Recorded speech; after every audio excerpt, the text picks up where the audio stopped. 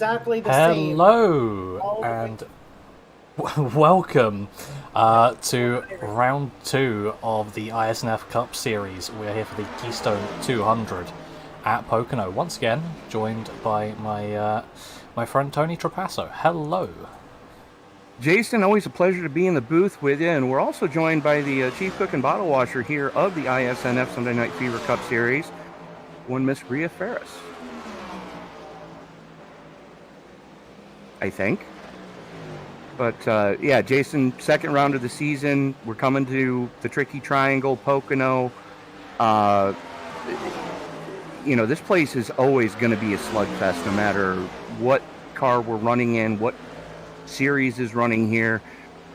These guys know how to get around this place. Guys and gals, I do correct myself there. Guys and gals know how to get around this place. And it is going to be an absolute slugfest from the drop of the green to the checkers fly. Yeah, exactly. This is always a fun track, such iconic in its shape and its racing, with the three corners being very, very different from each other. As I'm sure you know a lot more than me about, but yeah, I'm really looking forward to it. And very much so. It's going to be one of the longest straightaways we're going to deal with in a non-road course situation all season long. This front straightaway is so long that the NHRA has actually held a national event down the front straightaway here back in the 70s. But you're dealing with three corners that are so adversely different that you almost wonder, well, how is that going to work? And then you see the track and it's like, how does that work? And then you drive the track and you're going, that shouldn't have worked. But it does. Yeah, somehow it does. And before we go into it, obviously we've had race one now. Let's take a look at some points. It does show up. So these numbers notably lower than last season, naturally, because we've moved on to the modern points system. So we have Francisco Villarreal up at the top on 55 points. Colin Forrester on 50, then a little bit of a gap behind to Curtis Kelly, who's on 40, AJ Green and Brian Chu round out the top 5 on 38 and 36 points respectively. Then we go back to Alex Weigert, Bob Wyckoff, Rhea Ferris, Jalen Battle, and Alex Eraldson rounding out your top 10. The only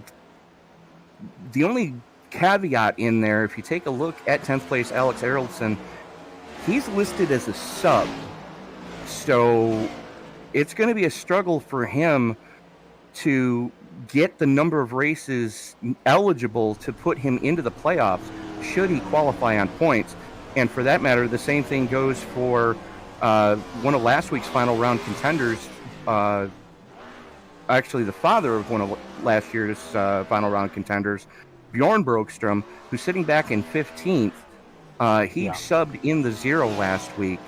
So, again, anytime you see SUB next to a driver's team name, it's going to be very difficult to actually get them enough seat time to get into the playoffs.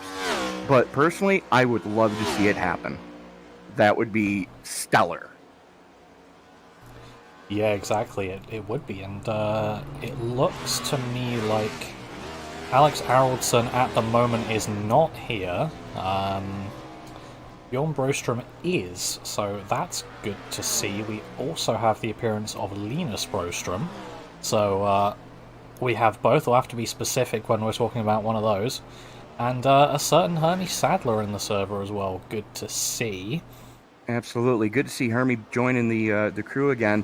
We also have a substitute in the number 8 car tonight, making her Cup Series debut as Lilith Peters in the 8. As she's out on track right now.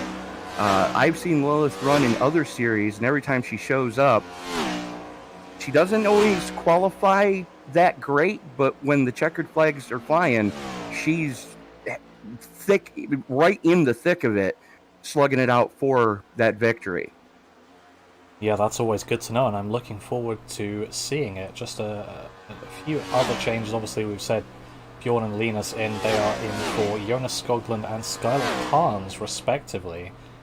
We've also got Sky McGurk. I'm going to assume the pronunciation there. Believe that's how that's pronounced. In for Isaac Wilson, and unfortunately Dave Holmberg's not going to be making it due to a family emergency, so we wish him all the very best here from ourselves and the rest of the team. Absolutely. Is the other thing to consider too is Isaac Wilson is currently serving a one-race suspension due to retaliation of wrecking under yellow at Daytona. Another issue to speak of, Emily Urias was black flagged, will be black flagged on the drop of the green on lap 1 for holding a penalty for returning to the track after being disqualified at Daytona. So she was also docked points. So definitely not a good sign for the new driver over there at Stuart Haas Racing. No, definitely not, but I mean, it's definitely something you can recover from at least. So it's not going to be too devastating. And speaking of disqualification, we are running a 17x incident limit as normal today. 3 tyre sets, I believe that's going to be 3 extra. You can correct me on that one if I'm wrong. Let me double check. No, you are correct. They're laying 3 in the pits tonight, so 4 total sets to get them through. The set that they qualify on is also the same set they have to start the race on, and then they've got 3 spares to change into throughout tonight's 80-lap event. With only a 65% fuel fill, we're looking between a 2 and a 3 stop race, depending on how the cautions are going to fly tonight. Yeah, and well, we've got 2 guaranteed for the stage cautions onto lap 20 and 40, providing that we don't have a caution within 5 laps of stage end, and pits being closed 2 laps prior to each stage end, and we're going to be running 3 green-white checkers for the race. You are correct, sir. No fast repairs, as well as a 17x incident limit before you are shipped off to Dairy Queen. For those of you who know what I'm talking about, you know what I'm talking about. As we've got qualifying underway right now, it looks like Eric Davis going to be the first one to lay a time in qualifying. Gino Morrow in the 96 also out there on his first flyer, as Linus Brostrom, Jason Ricketts now out on track, Steven Sear, Brian Chu, Rhea Ferris, Bob Wyckoff, Clarence Prince, Brian Treadwell, Hermie Sadler out on track as well, Derek Cook, Bjorn Brostrom, Taylor Butcher Benjamin. A lot of drivers getting their lap in early here tonight at Pocono, as not as adverse conditions as we have seen here in the past. 76-degree ambient air temperature in Fahrenheit, 81-degree track temperature. Jason, that would be flirting around 45-ish for you, I believe. Sounds more like, I'd say 25. So okay, for all you Europeans, that's pretty nice, actually.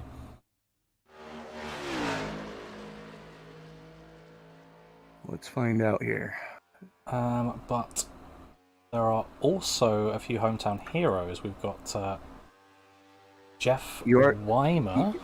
You are correct. It is 26. The ambient air temperature is 26.1 in Celsius. Yeah. I'm getting good at this conversion thing. We both are. Yeah, we've got Jeff Weimer from Lancaster, Pennsylvania. Just about 30 minutes up the road.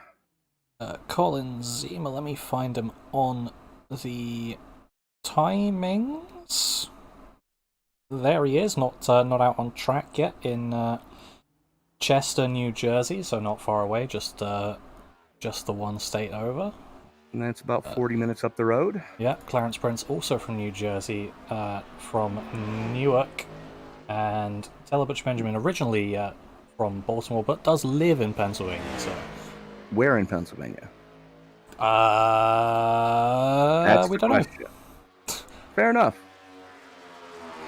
But, Taylor currently sitting 6th quick. Not a huge shocker at who's at the top of the pile, though we don't see him as often as we would love to. The 25 of Hermie Sadler currently sits atop the pile as Adam Duff now bumps him off the top step. But James Bowles now jumps up to quick. Marcus Hagman jumps into 2nd. But that first lap for Sadler was a blistering one, and the second lap looks to be even better. Yeah, there are some great times being set, and we're going to see what this one is going to be. Is it going to chuck him to the top of the pile? It does not. It's not actually going to be an improvement, but he still gave two it very all up solid in the laps. third corner. Gave all of it up in the third corner. And Jalen Battle putting himself up into 6th.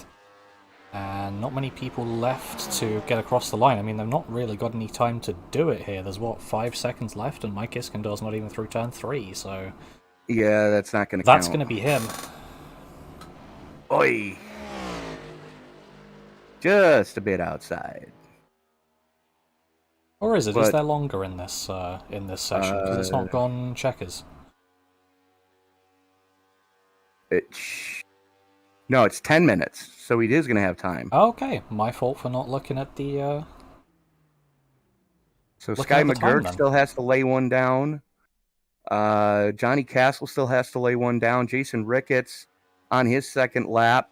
Only lap that is going to count for him. And I lost him. He's up in 20 Jumps up seconds. to 22nd quick.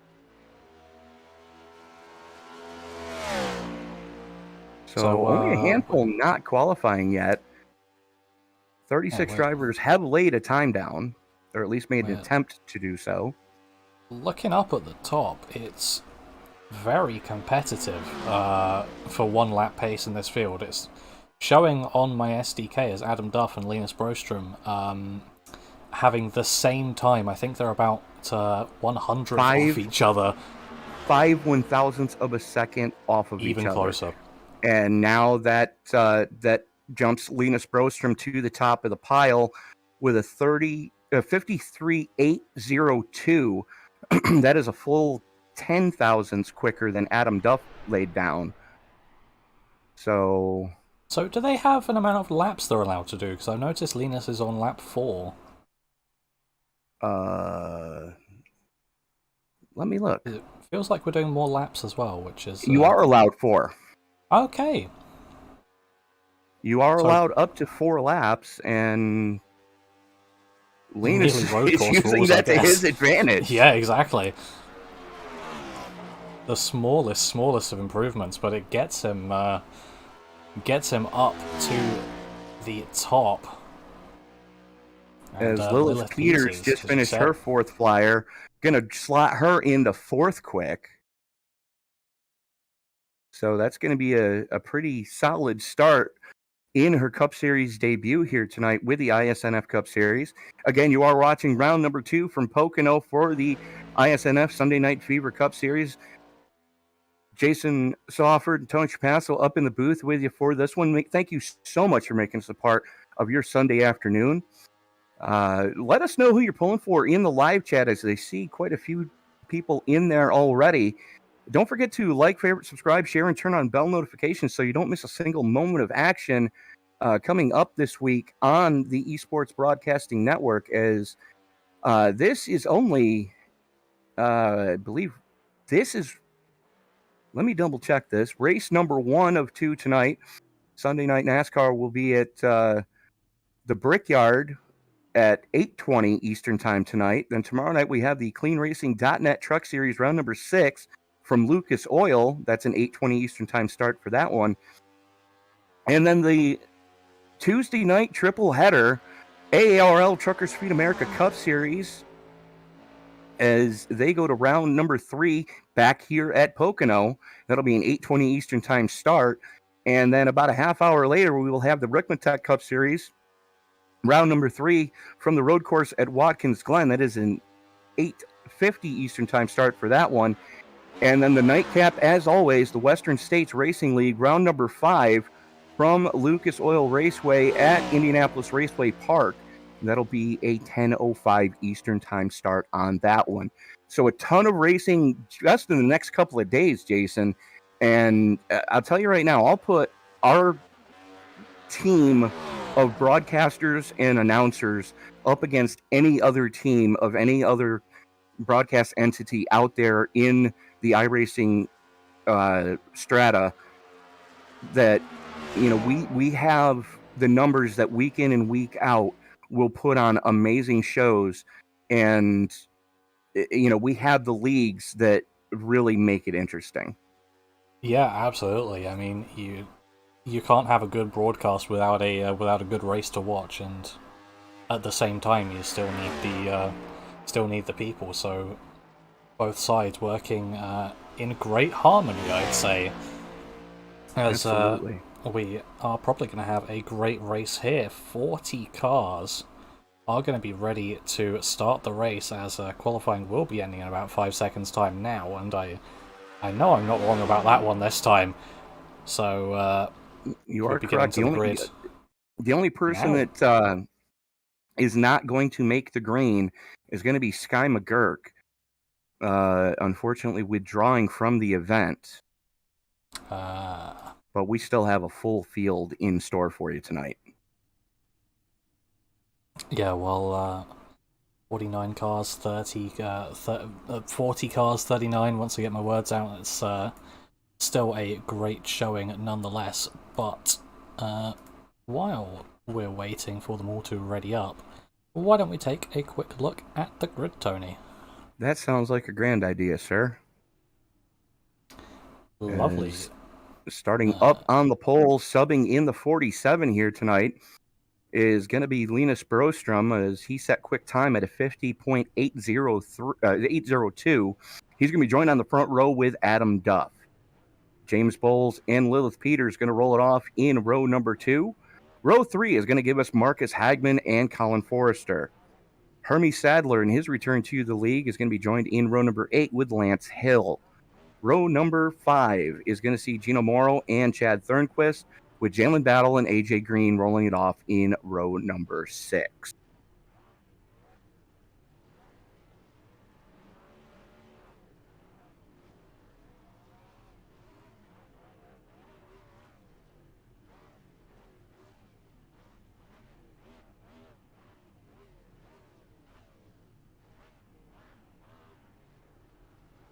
I was muted.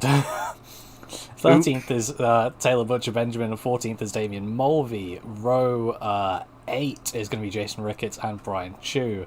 Row 9 is going to be Peyton Hubbard and Stephen Sear, with the top 20 being rounded out by Zach Phillips and Ricky Hudgens. Row 11, Charles Robertson and Curtis Kelly, with row 12 going to Derek Cook and Mike Iskandar.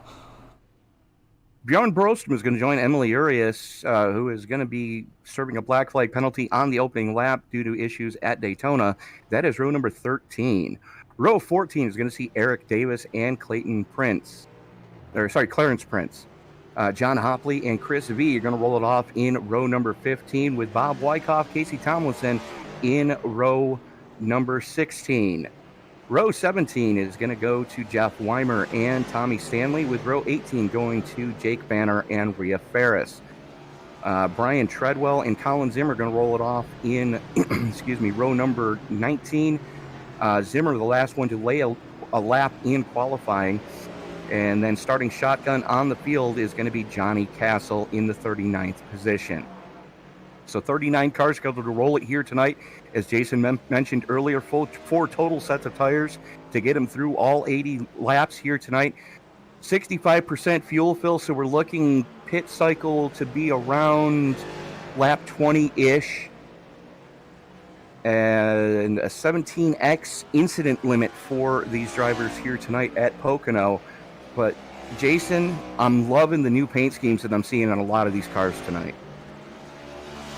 Yeah, absolutely. They're great to see, and there's a little bit of a hold-up getting all the drivers out. I think Linus Brostrom coming towards turn 3, and we've still got some just leaving the grid, so we're going to be delaying green here for one lap to get everyone lined up and ready to get a great start to this race. And that's one of the things we are going to have to be mindful of here tonight, being as a lot of drivers during the hot lap session had difficulties exiting pit road. So going to be something we're going to need to keep an eye on. If you don't get the revs just right when you go to drop it into gear, you're going to stall the engine, and the team has to try to push start you, because we know that the starters do not like getting hot. As the lights do go out on the pace car, only one has decided not to take the green, and that's Johnny Castle, as he has decided to pit start tonight. Yeah, either he's pit starting or he's not making it, or was he admin? I can't remember. But either way, he'll either be starting from the pits or not at all. Would be good to see him in the race and making up some positions, but some familiar names up at the front and some not so familiar names up at the front should create some lovely racing. That absolutely should, as the field working its way into the tunnel turn now as they come down the Long Pond straightaway. And the reason they call that the Long Pond straightaway is because about a quarter mile outside of that catch fence is the Long Pond in Pennsylvania, up here in the Pocono Mountains. And, Jason, this place is just gorgeous. If you ever get a chance to come to the States, you need to spend at least a weekend in the Poconos. Yeah, no, well, it looks good just from the scenery outside the track in iRacing, and that's not meant to be the main focal point. So, yeah, here we go as the field works its way through the turn 3 complex. Pace car getting ready to duck on off. The only thing that's left for me to say is it's time to wipe the visor and adjust the 5-point harness. Grandma, grab your Amish blanket, because it's time to get it on in the Pocono Hills of Pennsylvania. Race fans, it's show time.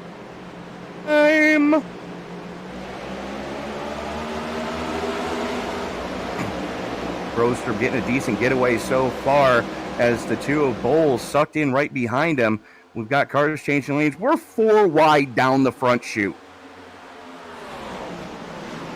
3 wide going into turn number 1. That is Bowles on the inside of Brostrom.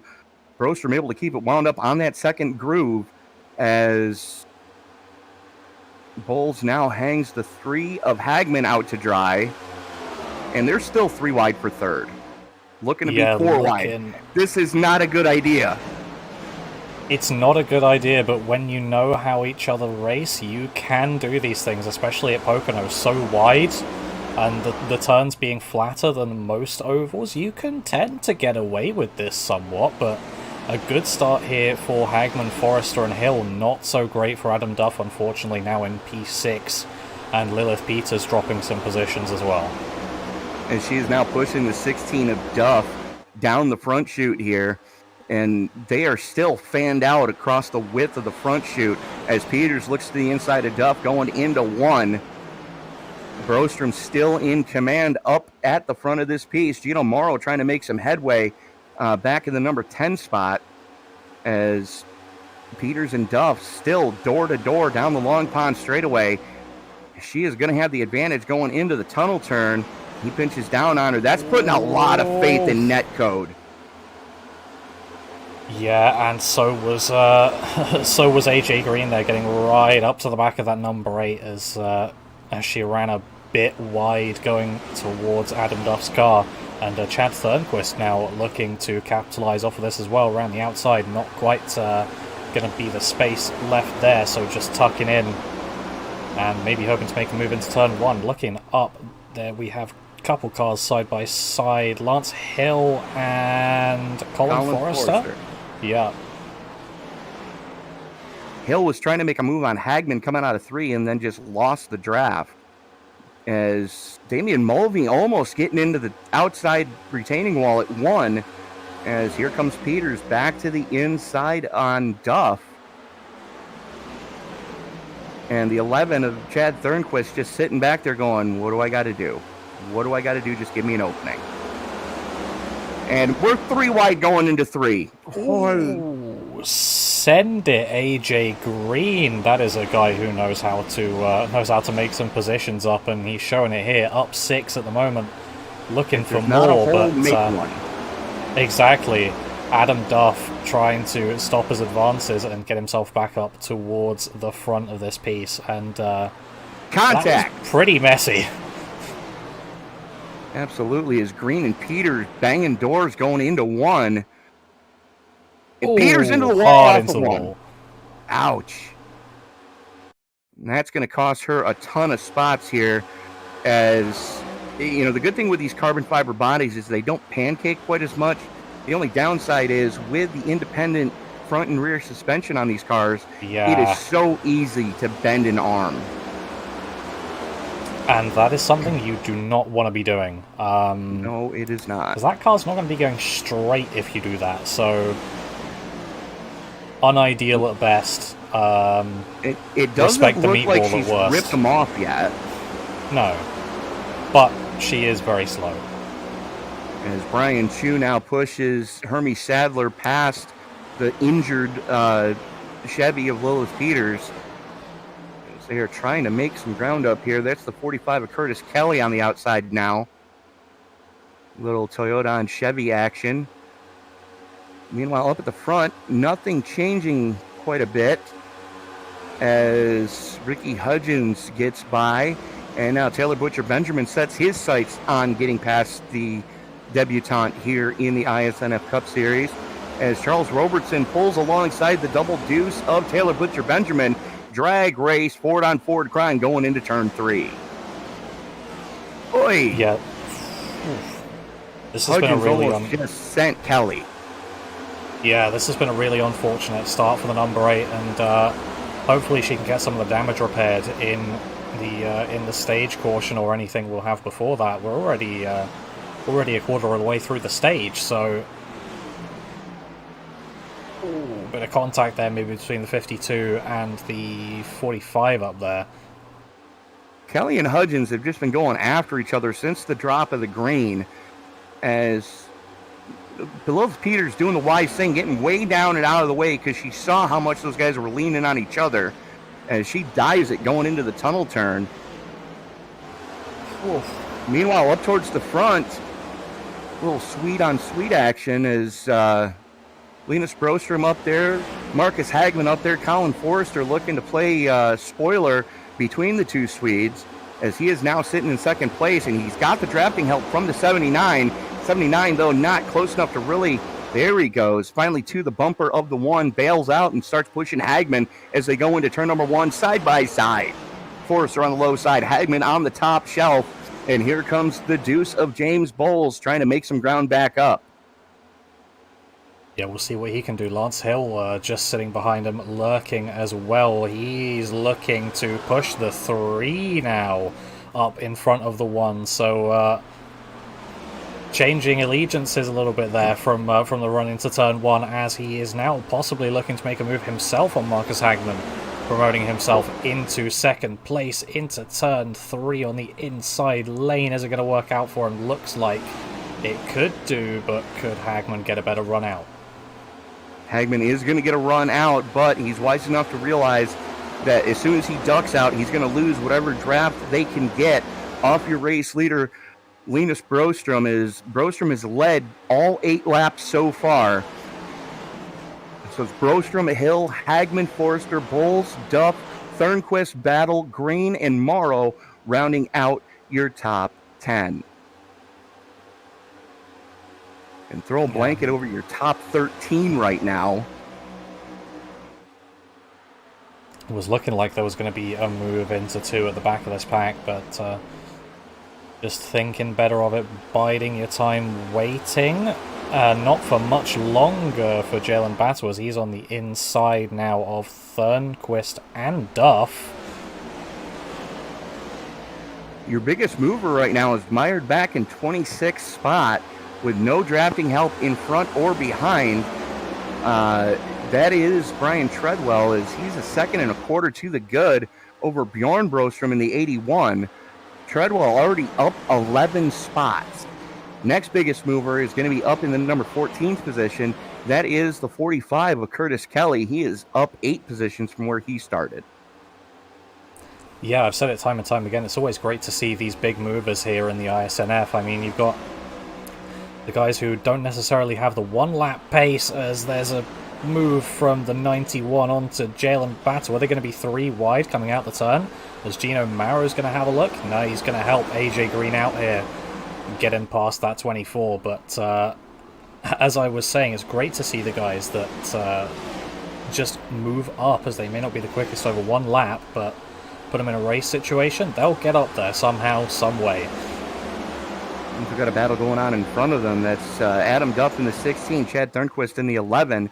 They were side by side coming through turn number 3. Everybody gets single filed out down the front chute here, and we've got a caution.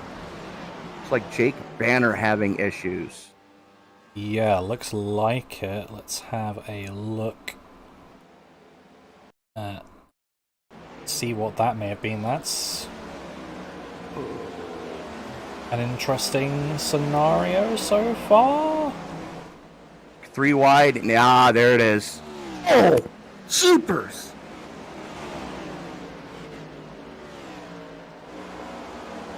Oh, that's... Holy Christmas. That's the thing about these next-gen cars. That car's not coming back out. Not in one piece. They've got about 45 minutes. They have to. Well, they've got about 45 minutes to get the engine changed in that one, as they did send the engine and transmission back through the chassis of the car. But it is going to be a long repair for that Pit Viper 50 crew. Yeah, I mean, if he was lucky, maybe it'll take less time as that engine and transmission transports itself forward into the pit lane without the rest of the car. Yeah. Yeah. And I can tell you probably what was the last thing to go through his mind before he hit that pit wall. Oh, no. His eyeballs. Yeah. I mean, that's why there are water barrels there, and I think that's possibly our first, thank God, this is a sim moment of the year. You are correct, sir, because we didn't have any of those last week at Daytona. Everything was just either a 1 or 2 car spin, and it wasn't really anything malice about them. Yeah, I mean, no malice there really either. I'm sure nothing... no hard feelings towards Casey Tomlinson, but... That was just a hell of a shot. Yeah. Yeah, that was just unfortunate all around. Tomlinson got it loose coming off a 3, and as he was trying to chase it down the hill, Banner unfortunately got the run, and he was there as, again, Tomlinson was just it was a victim of circumstance, really. Wrong place, wrong time. And Banner has just decided to put it on the hauler and said, F it. And sorry for the temporary lack of picture, I was just turning down my audio. I may or may not have been getting deafened. Fair enough. There are worse sounds to be deafened by, though, so I'll let it slide. As we've got some people coming into the pits, 27th and down, all into the pits. That's Peters Roberson, Derek Cook, Iskandar, Bjorn Brostrom, John Hopley, Chris V, Wyckoff, Zema Ferris, and Castle all jumping into the pits. Emily Urias currently sitting a lap down, not going to be for much longer. And Jake Banner, yeah, as you said, has just decided, yep, that's the race. And we're checking in with the live chat right now. Our good friend Chris checking in, saying, let's go, Brian. And then stating for a fact that the 45 cannot catch a break, as a couple of drivers from the AARL checking in tonight. Zorku and Kobe, both of them rooting for Lilith Peters here tonight, as she's a regular over there on the Tuesday nights in the AARL Trucker Speed America Cup Series. Thank you all so much for joining us here tonight. Don't forget to give this video a thumbs up, because it really helps sharing these live streams with the YouTube algorithm. The more thumbs up a video gets, the more likely it is to appear on somebody's homepage when they log into their YouTube. So, every thumbs up really helps. And, a lot of leagues are recruiting. If you need information on how to get in with a crew, just drop a comment and we will pass it along to the associated league you're looking to join. And if you're owner of a business and you want to get the best bang for your buck, the iSNF Sunday Night Fever Cup Series are looking for series and race sponsors. You can contact Miss Rhea Ferris on her Facebook stream or on her Facebook page if you are interested in joining the ranks of supporting this league, because currently the drivers are the ones that are covering the cost of the streams, the sessions going up, and the cost that it takes to put these streams on. So any little bit that you're willing to pledge would help. Again, that's Rhea Ferris, and you can find her on her Facebook page if you're interested in sponsoring the iSNF Sunday Night Fever Cup Series.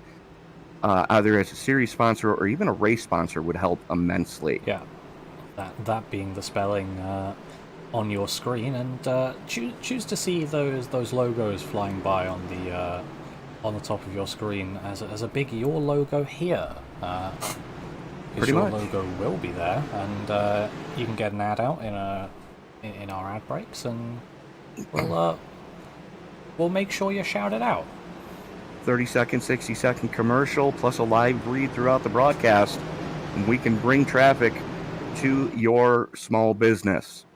As the field works its way out of the tunnel turn now, and into turn number... No, they are in the tunnel turn, I apologize. No, they're in turn number 3, I was wrong. Field getting ready to go back to green. Linus Brostrom has the button as the pace car peels on off. As we now go into the Geico restart zone, Brostrom having the button, jumps on the loud pedal, and the one of Colin Forrester able to go with him. 79 of Lance Hill not getting the restart he was hoping for. Marcus Hagman, though, shoving him down the front straightaway to get him back up into second as Forrester dives it going into 1. Yeah, great restart from Brostrom. Just, I guess, testing it out for later, showing how it's done. Maybe a couple cars into that outside wall. Looked so close for some of them. But James Bowles now still working on the inside of Chad Thurnquist into 2. Trying that inside lane. Seeing if it'll work out for him. Washing out a bit too wide, getting loose on exit.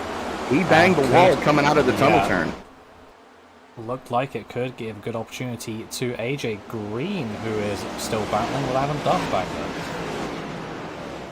Green looking to get a pull down the front chute now as the one of Forrester pulls along door to door. We're back under caution. Okay, I see. Hopley was one of them. Oh my. Oh my. That was the 99 of Mike Iskandar.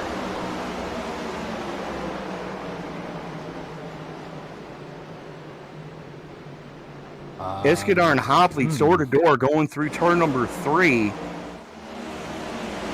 And Iskandar just goes up into Hopley and wow. What a shot. Yeah.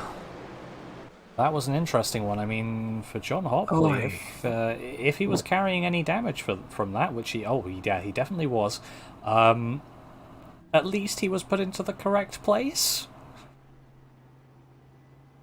What do you mean, at least he was put in the correct place? Well, because he was crashed into the pit lane, basically. Although he didn't pit, so... Oh, no, Hopley was crashed into pit lane. Yeah. Iskandar parked it on the apron on the front stretch next to the outer pit wall. Both those drivers... Hopley's able to limp it around, although the front suspension is not attached on the 19 anymore. You can see that right front just bouncing and the sparks flying, so... It's definitely going to be an extended stay on pit road, so we're back under caution. As only a handful of takers down pit road now. Duff, Adam Duff, Jalen Battle, and Damian Mulvey looks like the only takers to go pit side here on lap 15. Well, unfortunately for Hopley, that damage is not going to be able to be fixed by duct tape or a hammer. So yeah, definitely extended repairs, but I believe we will still be having our stage caution after this, since this was called on lap 14. Well, no, it was called on 15, actually. So maybe we'll find out when it happens. Let me go ask. Yeah, that sounds like a great idea.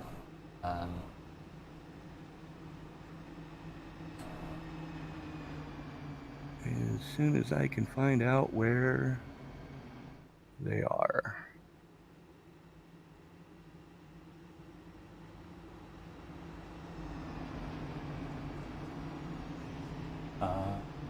Trying to help out, but I can't. I don't see her. In Team Penske. I don't even see Team Penske. You not see the ones below here? I can see most of them. Do you want me to move? Yes, please. Right, as Tony is going to go and do some investigating, let's take a quick look at our race order on lap 16 of the That is Keystone not the stage. 200. Okay, cool. So we are going to have basically a green-white checker for the stage. Yeah, pretty much. I mean, if it gets called at the start of 20, we're going to be going green at the start of 18, so two-lap shootout for the stage win. Yes. Sounds good to me.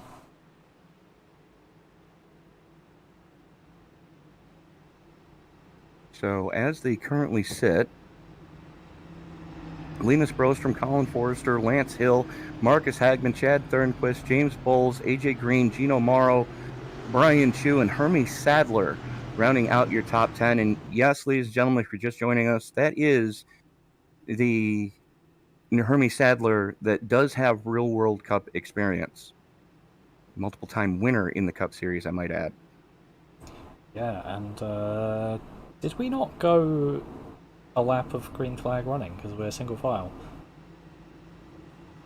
We did not get a complete lap in. I'm going to be honest, I thought we may have done. Linus did not cross the start-finish line before that that yellow flag flew. Oh yeah, it would have been just about, wouldn't it? So yeah, single file restart here for the 2-lap shootout. Wow. Until stage 1. And I'm just looking at the in-sim chatter right now, and a lot of not happy people right now. Yeah. As the field works its way through turn 3, and yes, there is no turn 4 here.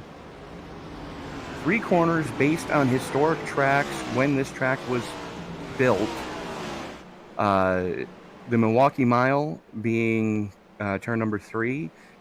The Indianapolis Motor Speedway being turn number 2. Tonight's trivia question, what was turn 1 modeled after? As we are now back underway, Brostrom getting a good getaway as Lance Hill shoving the daylights out of Colin Forrester, and here comes the 11 of Thornquist to the inside of Brostrom. Yeah, wasting no time at all to try and get some extra positions, but he's going to have some help down on this straightaway now. He's going to duck back into the outside lane, but keep in that slipstream.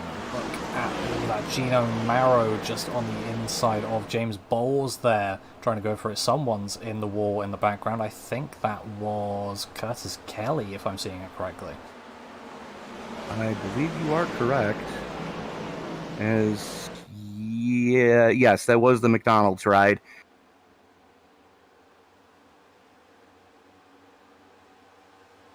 as Linus Brostrom continues to show the way, being haunted right now by the one of Colin Forrester. As Forrester's going to look to the inside through one. Brostrom going to use that second lane to his advantage to keep that 47 Sunny D Chevy Camaro wound up. Forrester now pulls alongside down the long pond straightaway with a ton of help from Lance Hill. Oi! Here comes the 11 of Thornquist making a 3-lane change. 3 wide for second. Yay. Yeah, and I think I always flinch wrong, whenever I see that. Yeah, correct me if I'm wrong. This is the first time Linus Brostrom's not in the lead of this race, and Colin Forrester is looking good here for the stage victory. But it's about who's going to get second. I think they're going to be 3 wide to the line for this second place in the stage. It's going to be Brostrom. Linus Brostrom by the looks of things, and caution is called for that. And that was a pretty good finish. Lovely move from Colin Forrester. I'll have to see if I can take a look back at that one. Absolutely. So Colin Forrester, Linus Brostrom, Lance Hill, Chad Thornquist, AJ Green, Marcus Adams, James Bowles, Gino Morrow, Hermie Sadler, and Brian Chu rounding out your top 10 to get stage points. Let's take a look back. So, how did Colin Forrester get this one done? He was on the inside. That's when Chad Thornquist made the big move down to the inside at 2, and Forrester was just in front of them when they went 3 wide, and that's how he got that advantage, because they all had to slow up for each other coming through 2. So he was able to just pull a bit of a gap, and it was enough out of turn 3, so no one could catch up to him. And he had a lot of help from Lance Hill to make that pass stick. Oh yeah, definitely. I mean, all credit to him for the bump, to be honest. I saw that. It was help of a lifetime. It absolutely was.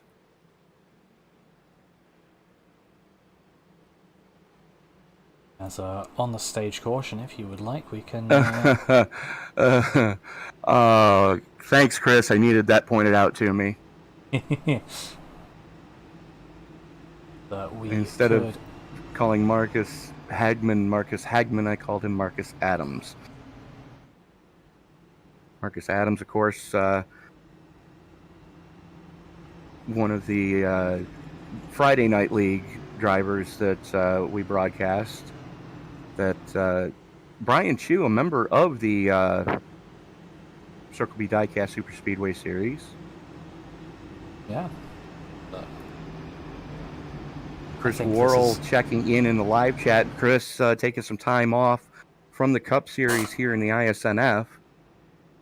But again, thank you so much for joining us for round number 2 of Season 4 of the iSNF Sunday Night Fever Cup Series. Tony Trapasso, Jason Sawford up in the booth with you for this one from Pocono.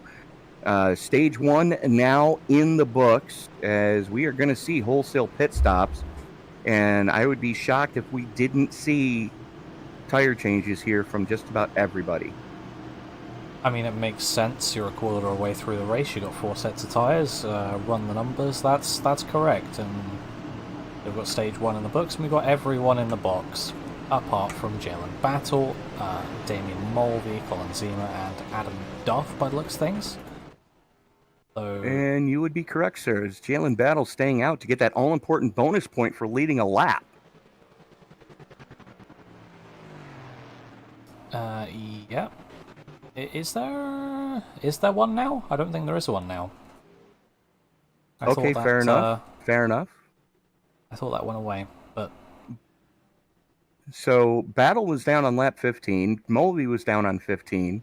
Colin Zimmer came down on lap 12. Adam Duff came down on lap 15. Jeff Weimer in 5th has not been down at all. AJ Green winning the battle off pit road there. As looks like he only took 2. And so AJ Green, Lance Hill, and Curtis Kelly all taking 2. Colin Forrester took 4. Zach Phillips took 2. Linus Brostrom, 4. Charles Robertson in 12th took looks like fuel only. James Some, Bowles took 4, Marcus Hagman took 4, Jason Ricketts, and everybody behind them also taking 4. yeah, some interesting decisions being made there then. I feel like Jeff Weimer's not going to be too happy on fuel, but I get why the likes of Battle, Mulvey, Zima, Duff didn't come down pit road. Weimer's coming down this time. There you go, that makes sense, because the top 4 did come down on either lap 15 or lap 12 in the previous 2 cautions that we had, so makes sense for them. As the lights go out on the pace car, Jason, we're getting ready to turn them back loose, and our third leader of the night, Jalen Battle, after using a little pit strategy, gave up stage points and now leads the race. Yeah, exactly. I don't quite know how we've only had our third leader, to be honest. I mean, Linus Brostrom has just been really dominant up at the front until the final part of that stage, which is not necessarily too surprising, but I would have thought this track at least would create some more changes for the lead, but here we are. Well, we've had a plethora of cautions to kind of mix that up. So yeah. 3 cautions in the first 20 laps. Yeah, very true. Though looking forward to see what the next 20 or so laps can bring us through to lap 40 for the second stage caution and what will be halfway through this race. What we are about to find out is Jalen Battle gonna have the button as we get ready to turn him back loose. Lights are out on the Ford Mustang GT500 pace car, the official pace car of iRacing, as the field enters turn number 3. Battle gonna have the button. Damian Mulvey, not a stranger to getting decent restarts as the field comes out of turn number 3. Pace car getting ready to duck it on off to go down pit road, and Jalen Battle gonna have the button as the field starts to work its way into the Geico restart zone. They do that. Green flag is out, and we are back underway as Battle gets a good getaway. Mulvey not letting him get away too far, though, as he's going to drop down in front of the 62 of Colin Zimmer. Zimmer currently sits as your biggest mover, plus 35, as they're almost 3 wide going into 1. Yeah, it looks like it, and I apologise for the occasional blinking. Apparently the issue has not gone away completely, but it seems to be completely fine on Damian Mulvey, so more interesting developments here as Mulvey and Battle right up front for the lead, as AJ Green and Colin Zima just battling behind them. They can get a bit of a gap here. They are at that, as the 62 of Zimmer continuing his backslide as the 45 of Kelly makes his way back up towards the front. Kelly currently plus 17. And he's got the 79 of Lance Hill up there with him, as AJ Green and Adam Duff pushing the daylights out of each other. Damian Mulvey for the lead going into 1.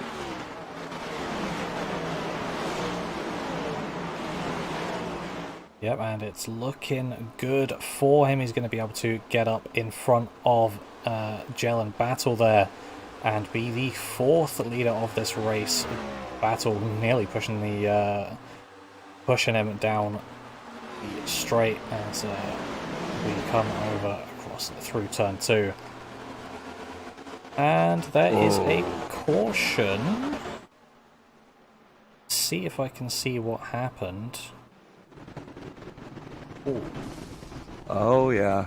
I'm seeing there's a lot of crashing. Clarence Prince.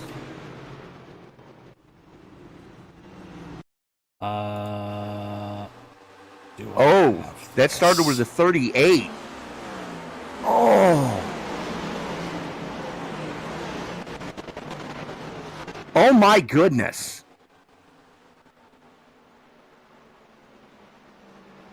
Yeah, oh. So from what I could see, car in the air, it started with up towards the front of the pack, The 38 of Jason Ricketts had some problems going into the tunnel turn. As he was tiptoeing, the 78 just sends it, tags the 38. Rhea Ferris goes down into the 23 to tag it to... Oy! Yeah, and I reckon this is a good time to throw it to a quick ad break to... yeah, let's dissect this. Yeah, we'll be back shortly.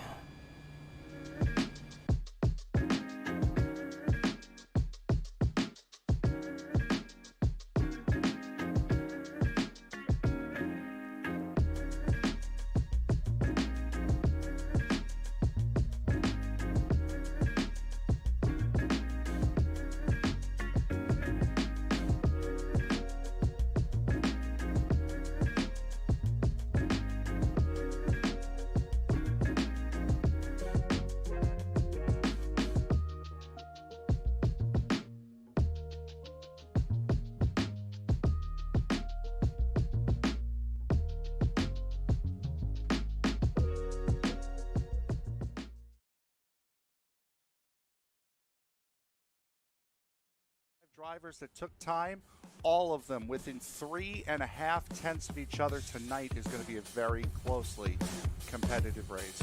As the field works its way out of the 3-4 complex, the only thing that's left to say is wipe the visor, adjust the 5-point safety harness, because race fans, it's showtime!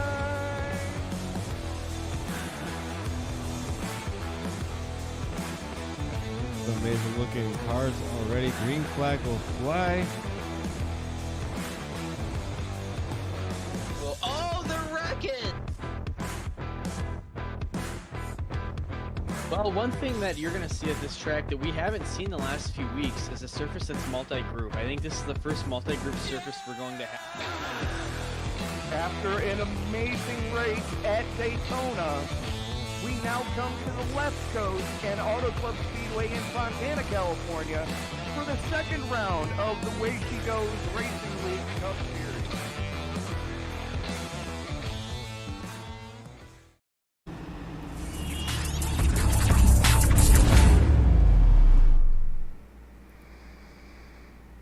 And we are back at Pocono for round number 2 of the iSNF Sunday Night Fever Cup Series. Tony Trapasso, Jason Salford up in the booth as we are working another caution here. And a lot of cars getting a ton of damage off that one.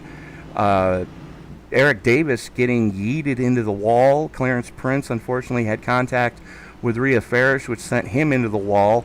The 38 also catching a piece of that one.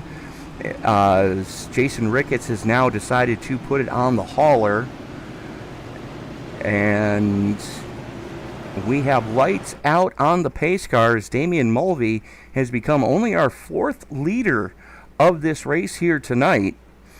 Mulvey and Battle were last down pit road on lap 25. A lot of the drivers that didn't pit during the stage break electing to come down now to get their 4 fresh shoes and a fresh tank of Go Fast. Yeah, exactly. So, as you said, a couple of drivers choosing not to Not to pit. Yeah, those are the words I was going for. Once my brain catches up. Yes, the United States and England, two countries separated by a common language. Does seem like it sometimes, but yeah, I think this is going to be a good restart, Tony. I think it is, because Damian Mulvey is no stranger to getting good restarts from not being in the control position. I'm excited to see what he's going to be able to do now that he is in the control position, as we did see him lead a little bit at Daytona last week. As the field worked its way into turn number 3, that is Mulvey's Ford on the inside, has the button. As the field worked its way out of the turn 3 complex, and you see the sign on the wall, what turn 4, because there isn't. Still waiting for an answer for tonight's trivia question as the pace car is off. Mulvey into the restart zone. Pulls the trigger and gets a good getaway. Jalen Battle, a little bit asleep at the switch there. As that is a beautiful shot coming down the front straightaway here at Pocono. Mulvey in command as Green and Battle going side by side for the second place. Green now with a little bit of an advantage as they come down the back straightaway with a full head of steam. 3 wide in some situations.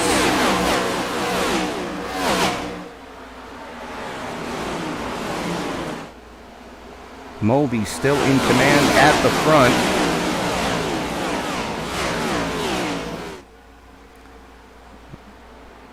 As beautiful shot from the digger cam. On this being a good restart, permission to say I told you so? Sure, go for it. It's Damian Mulvey in command as the battle right now is for third between AJ Green and James Bowles. And here comes the 45 of Curtis Kelly looking to make a hole up through the middle as Green slams the door on him going into 1. Yeah, 3 wide while you can do it at this track. Again, not ideal, especially on lap 30 of 80. But I guess that means we're 10 to go on the stage as well. There's something to work for as Damian Mulvey looking quite nice with his half-second gap. He absolutely is at that. Here comes Linus Brostrom on the fresher shoes. 3 wide going into 3 for 4th. That is Forrester on the top lane. 4 wide now down the down the front chute. Good grief. Cars everywhere here down the front stretch as we roll it into turn number 1. Who's going to come out on top of this entire massive melee? Looks like it's going to be, well, Linus Brostrom and then Jalen Battle heading the pack of Angry Wolves. But here comes Colin Forrester on the outside. 3 wide behind them once again. Why not? We're at Pocono. You don't want to be 3 wide going through the tunnel turn, that's for sure. But the good thing about these next-gen cars is you can do a little bit of 3 wide action. That's Battle getting passed on both sides. Old tires not working out for the 24 as everybody around him does have fresh shoes. And something just happened with Lilith Peters and Bob Wyckoff. As we are back under caution. Yeah. Let's go back and take a look at what happened to the 8 of Peters. There you see her in the orange and black Rustler. Into the tunnel turn she goes. Oh, just gets up into the 78, and lock her down.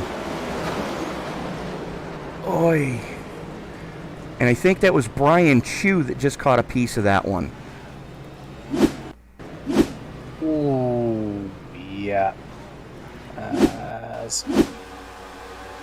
Yeah, that was Brian Chu coming past, trying to split the gap between the car and the fence, but unfortunately not being entirely successful, as Lilith did say that she tried to avoid the 78. Unfortunately, to no avail. Oy. That was quite the wreck for those two. And we're going to watch that again. This is what Rhea Ferris saw, as we are going to go on board with the boss lady, I think.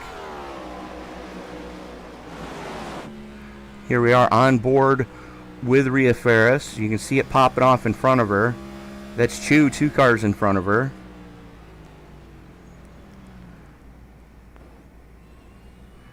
Just barely able to avoid that carnage.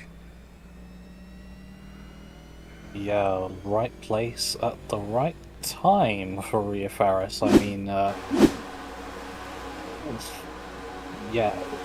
I was just looking back at it as well. As and this is what Brian Chu saw off the front of his car. Basically, see the smoke get on the anchors. Pretty much. And there's Peter sliding back up the track, and Chu, unfortunately, not able to get far enough right because there was a wall there. So that is caution number 5 for incident tonight. Unfortunately, those walls are necessary for safety. I mean, well, it would be ideal to have infinite runoff, but it's not going to happen. And if you don't have those walls, well, then you're Brooklands. And that shut down a while ago because it was unsafe. I say a while ago. Quite a long time ago. Yes, he's not talking about this one of the 5 boroughs in New York City. He's talking about one of the first purpose-built super speedways in the world, Brooklands over in the UK. And you know, Jason, I've seen that track, and I've seen other sims that have that track imported into it. Yeah.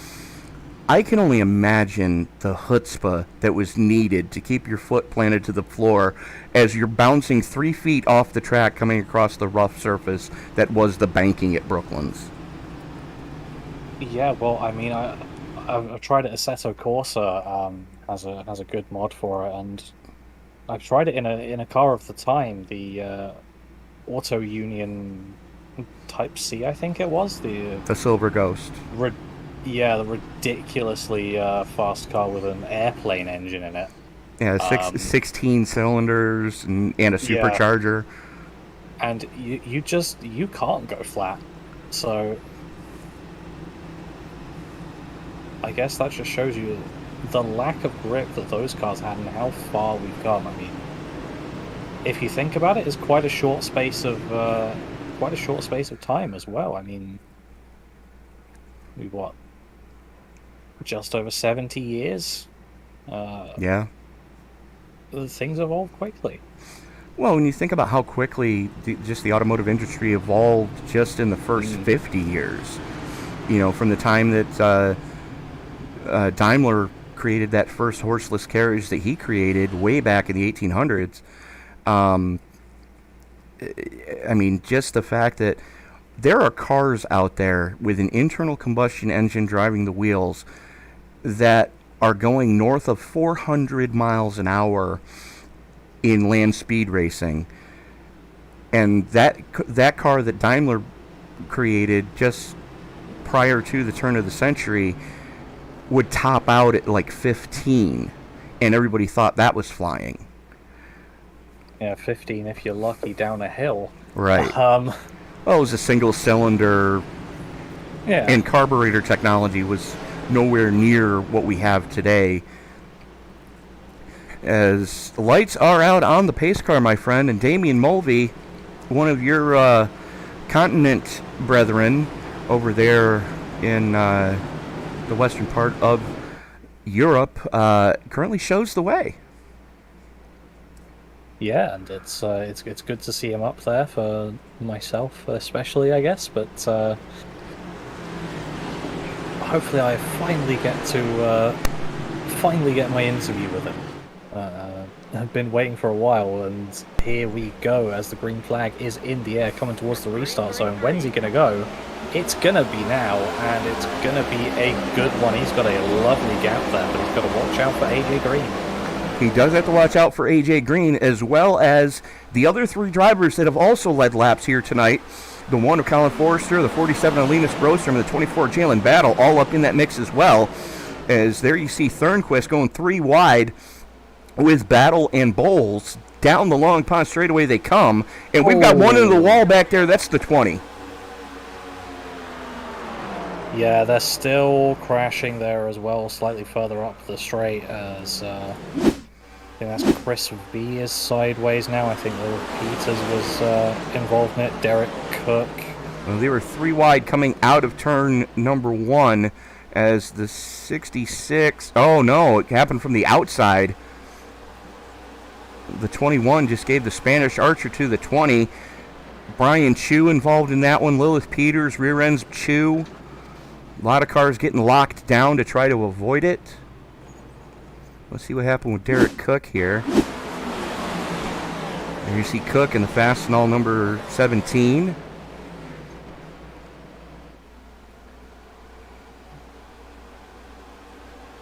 Oh. Rhea Ferris just took a shot into the inside safer barriers as the 55 goes for a ride as well. That was Tommy Stanley getting it all wrong, ripping both left side suspension arms completely off of that car. 17 with a ton of damage. I think that all started with the 20 and the 10, with maybe a bit of netcode contact coming out of 2.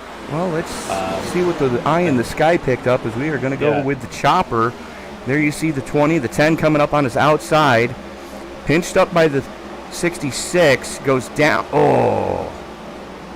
It looks like there was a little bit of netcode contact, and he was pushed down. He was pushed down and then pushed Zach up. Phillips. Yeah. Yeah. So, Hubbard, Derek Cook, Tommy Stanley, Chris Vanderstricht, Bob Wyckoff, Eric Davis, Clarence Prince, all on pit road right now. Let's take a look at what happened to Miss Rhea, as we're going to go eye in the sky again. There she is in that Menards number 12. Brian Chu right behind her. Oh, she's backing off to get out of the crash, and Chu just ran her flat over from behind. So yeah, it's really unfortunate when that happens, but looking at it, I really don't know how much Brian Chu would have seen of that. he saw nothing. As a matter of fact, we are actually going to go on board. I think the first thing he saw would have been Menards. Exactly. Really This is what Brian Chu saw. We're on board with Chu for this incident, and you don't see anything popping off. Rhea sees smoke, she lifts. Brian doesn't see smoke, he can't lift, and hits his teammate. Yeah. And then gets blasted from behind by Lilith Peters as he was trying to avoid it. So the hits just keep on coming. Well, that's how wrecks tend to work. I mean, that's the unfortunate consequence when the brakes on the cars aren't exactly The greatest. aren't exactly amazing. Now, we did see wholesale pit stops for most of the field. Taylor Butcher Benjamin was last down on lap 21. He stayed out. Marcus Hagman was last down under the last caution on lap 32 for fuel only, so he stays out this time. Adam Duff was last down on lap 33. So using a little bit of pit strategery. But winning the battle off pit road that time is your pole sitter in the 47. That is Linus Brostrom. As looks like fuel only for him, fuel only for James Bowles. AJ Green, one of the first ones to take 4 tires, is going to restart in 6th. Curtis Kelly, Damian Mulvey, Gino Morrow, Jalen Battle rounding out your top 10. All of them taking 4 tires. So definitely going to be an interesting restart here, to say the least, as we are going to go single file, and we are going to be green-white checker for the stage caution. That is a good point. I did not think of that. So I assume this was called on lap 35. Then never mind. Looks like stage is over. Yep, not going green. So that will be the stage, and should be the stage. If you want to go check with Rhea to caution. see if that's going to be the stage. Yeah, I will. I will have a quick check.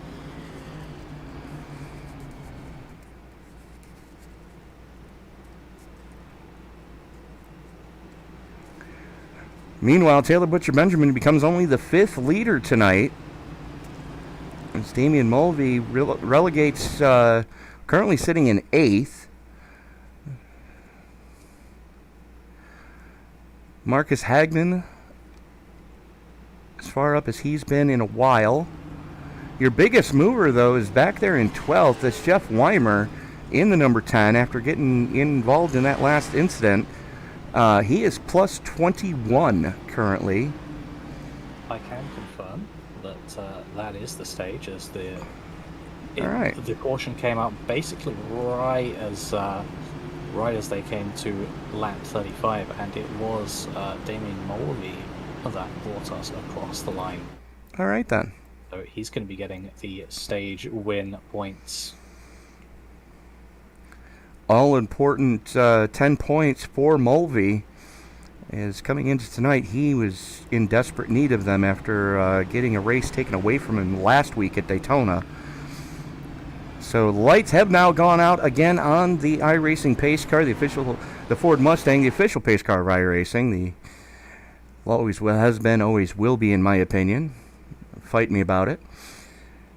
So Taylor Butcher Benjamin, Marcus Hagman, Adam Duff, Linus Brostrom, James Bowles, AJ Green, Curtis Kelly, Damian Mulvey, Jalen Battle, and Lance Hill going to restart as your top 10. And you got to wonder, Butcher Benjamin, Hagman, and Duff have all got to be praying for an early caution here. Or not necessarily a quick caution, but a quicker caution than the rest of the field is hoping for. As Butcher Benjamin was last down on lap 21, so has the lightest load of fuel, has the oldest tires on track right now. So working lap 39 of 80.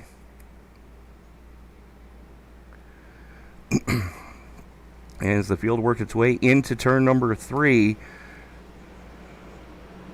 TBB going to have the button. As here they come. Pace car getting ready to duck on off as we are up on the flag stand with the eye in the sky. Green flag comes out and we are back underway. As everybody, whoa, now they're fanning out. Coming down into turn number 1. That was some big moves that we just saw.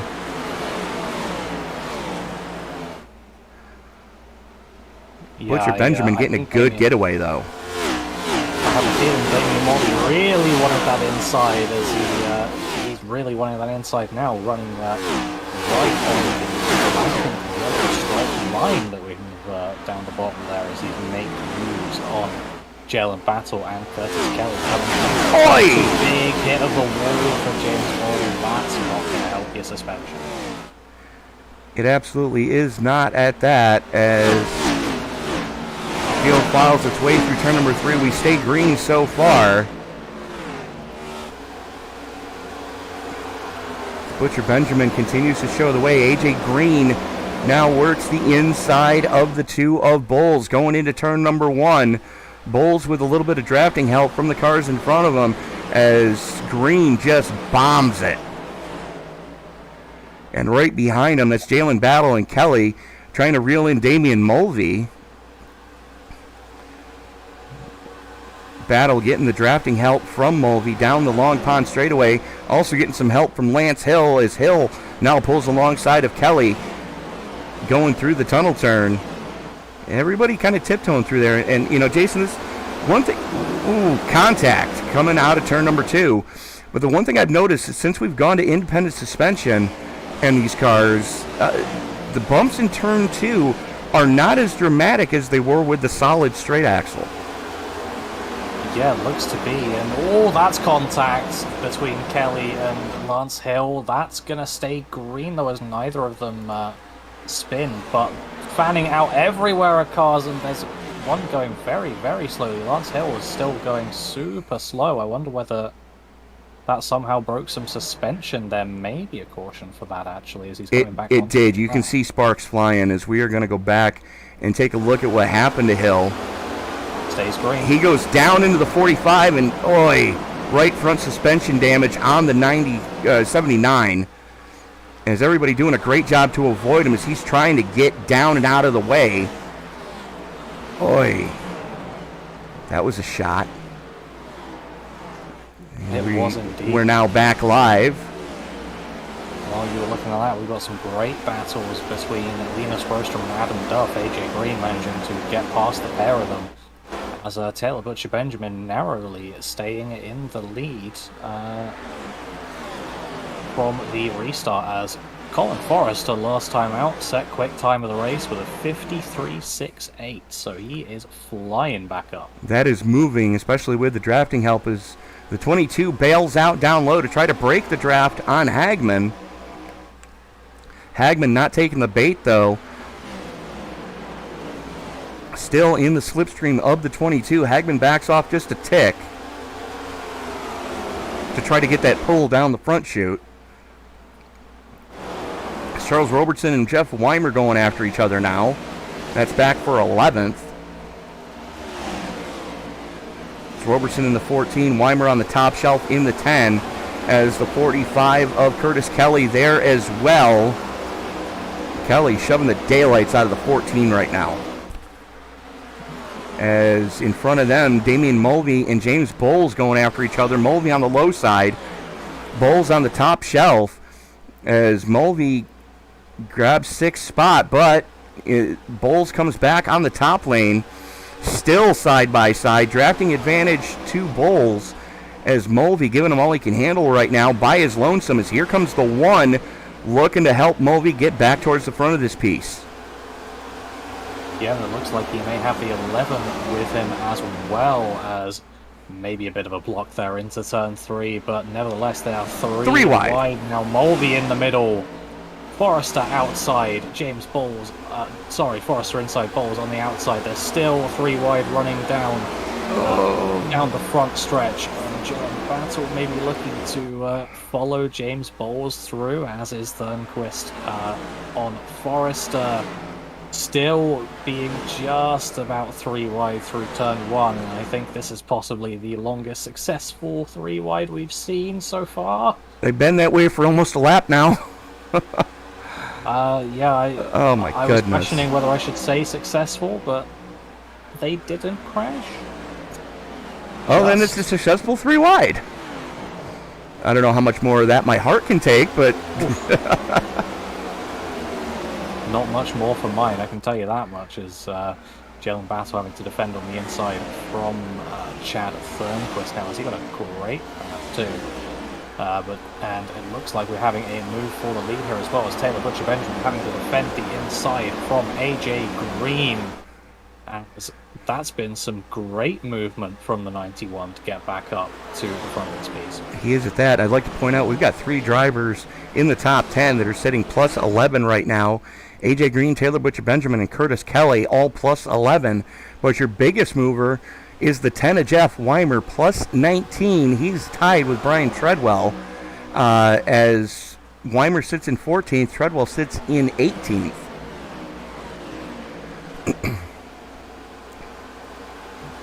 Yeah. And here we go. Mulvey and Thornquist going door to door down the Long Pond straightaway. Thornquist just going to send it going into the tunnel turn. Mulvey slams the door on Battle. Battle has to back off. Sorry, that was turn 3. I do apologize.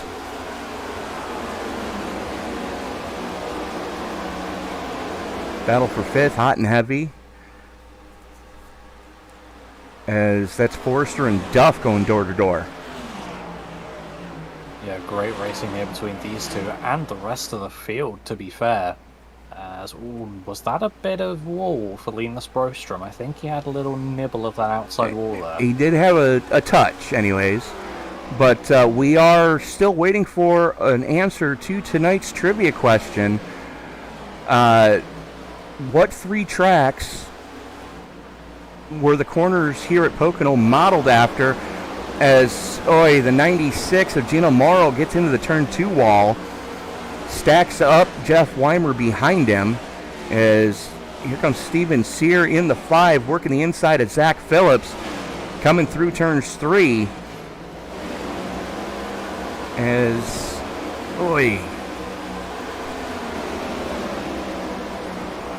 Zach Phillips right now in a Hendrick Motorsports sandwich, as that's Brian Treadwell behind him, Steven Sear in front of him. Here comes Lilith Peters for RCR.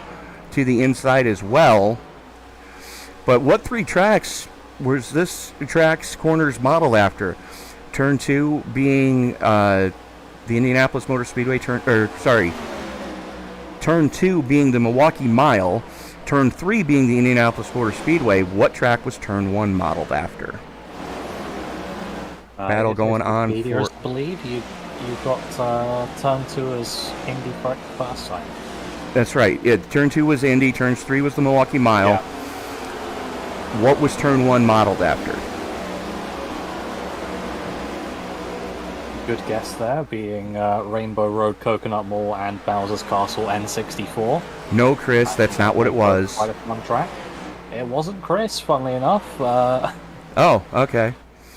Zorku, of course, coming through with the answer in a clutch position. The Trenton Mile is what turn 1 is modeled after. And Jason, a little trivia about the Trenton Mile. Do you know what that was shaped like? Because it was not an oval track. A B. Hippie B. You are correct, sir. It had a dog leg to the right going down the back chute. We need more ovals with 5 turns. I think that would be quite fun. Well, there's one in Ohio. There's one in Ohio that I can think of that's pretty much a pentagon shape that I think iRacing would be good to scan. As right now we're watching the battle for just inside the top 10. That's Curtis Kelly in the 45, Charles Robertson in the 14, and James Bowles in the deuce.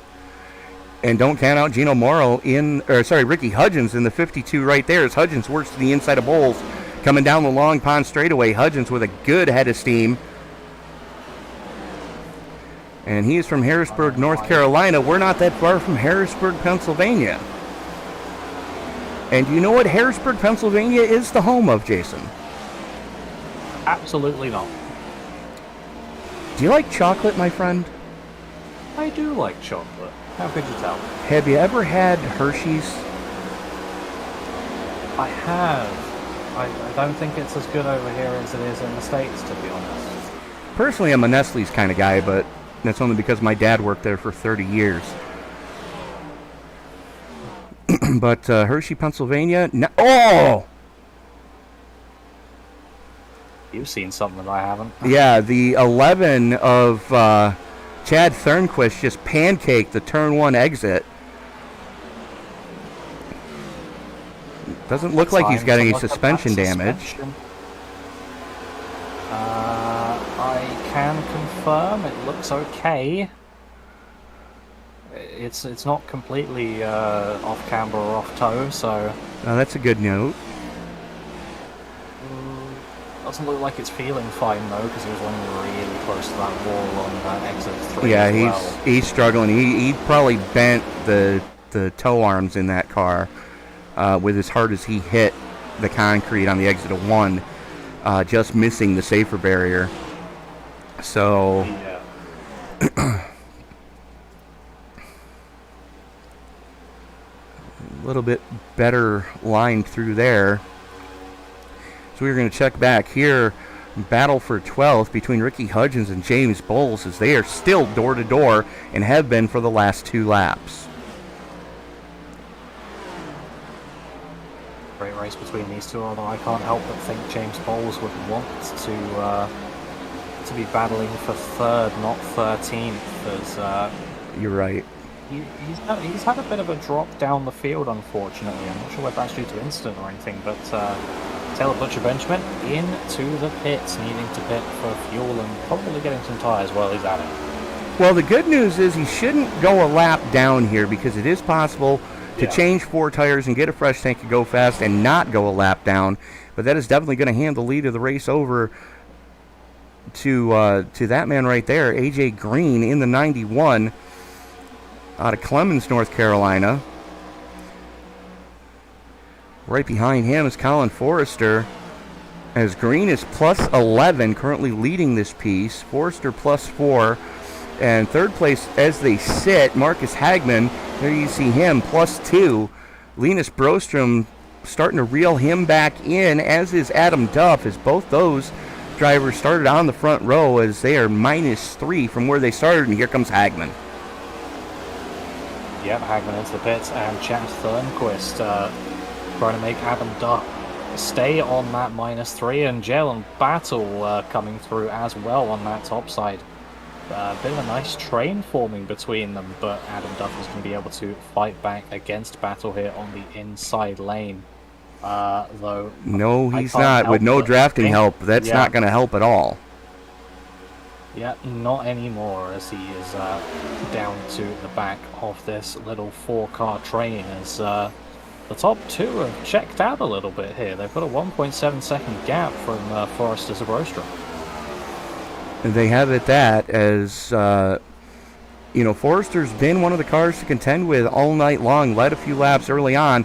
Colin Forrester now leading a handful, AJ Green now leading a handful, as we've got a battle brewing just outside the top 10 here.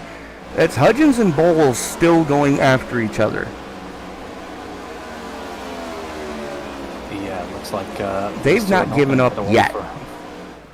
Absolutely not. They're not going to get away from each other for a long time, or unless they are made to, because this is a great battle so far. And speaking of battle, he's got Chad Thornquist right behind him. He might be looking to make a move here. Not going to happen. Absolutely, as we are going to look.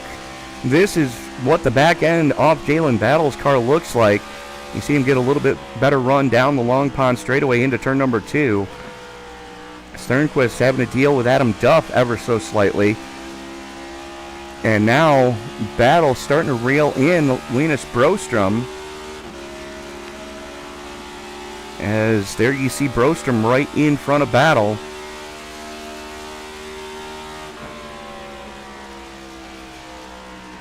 Adam Duff putting in the work to make sure that Chad Thornquist gets back up to the rear bumper of Jalen Battle, knowing exactly when to work with the guy ahead and when to fight him. Gives him a little bit of bump down the Long Pond straightaway here. 175 miles an hour hauling it off into turn number 2. Let's take a look at the dashboard here as you see it on your bottom left of your screen. And that is on board with Duff as he's having to feather it through 3. A little bit of a tighty-loosey condition as we are 25 laps to go. Duff now with a good head of steam. Going to get right up to the back bumper of the 11 into the braking zone. 191. Good Lord. Ooh. Yeah, they've got some speed on them. They're definitely hauling it around the track, as we've got Steven Sear and Ricky Hudgens side by side here, the 52 and the 5, coming through turn 1, I believe that is. It looks like it's going to be advantage Hudgens, as he's probably got a little bit of distant draft from up in front. See how we can do on that outside lane. He's looking to be drifting a bit wide, maybe going to get out of the throttle mid-turn, but he looks like he's fine. He looks like he's able to hold that 5 off for a little bit, as Adam Duff decides to bring it on pit side. So Duff coming in for what should be his money stop. Gino Morrow coming in for what should be his. Now the question is, who else in the top 10 are we going to see flinch to bring them pit side? Hudgens and Sears still going door to door. Sears sends it going into 1. Yeah, absolutely. Great battle between these two, and look at the battle for the lead as well. Colin Forrester making his way past AJ Green now. As let's go back and take a look at that pass for the lead. Yeah, those two have extended their gap now. Little bit of netcode contact coming through the tunnel turn, but Forrester able to wrestle the lead away.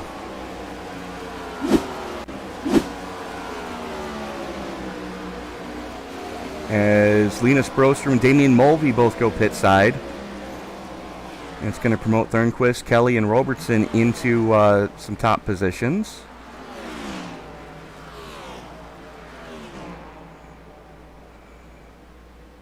James Be Bowles, interesting Brian to Chu see. also bringing it pit side for what should be their money stops.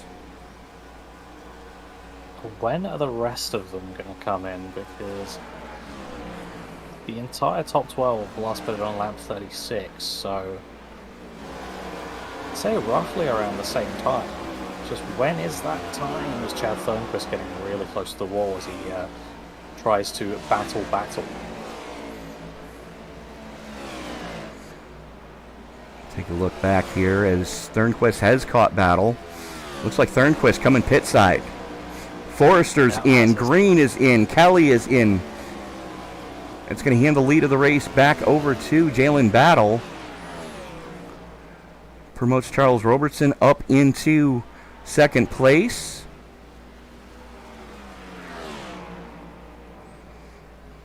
Shout out to Knightsville, South Carolina.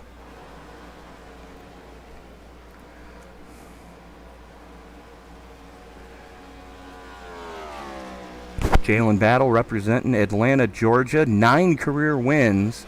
And take a look at that driver's rating, Jason. 95 on his driver's rating.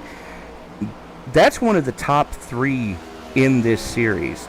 Of course, one of the other ones, we've got to talk about the world's fastest Swede, Marcus Hagman, as driver rating of 100.